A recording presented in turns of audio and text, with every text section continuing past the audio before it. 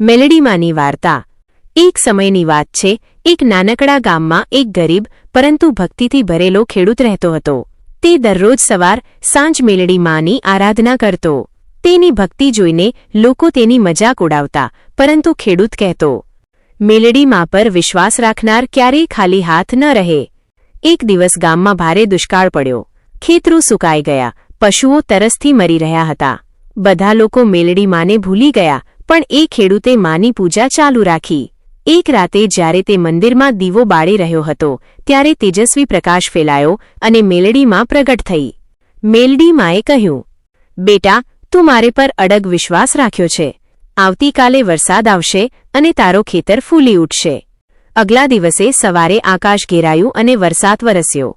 ખેડૂતનો ખેતર લીલો થઈ ગયો, પાક ભરપૂર થયો। ગામના બધા લોકોએ ચમત્કાર જોયો અને મેલડીમાંની આરાધના શરૂ કરી। તે દિવસથી ગામમાં દર વર્ષે મેલડીમાંનો મેળો ભરાતો। લોકો ભક્તિથી માની આરતી કરતા અને બોલતા, જય મેલડીમાંની। અમારી વાર્તા પસંદ આવી હોય તો મારી ચેનલને સબસ્ક્રાઇબ કરો।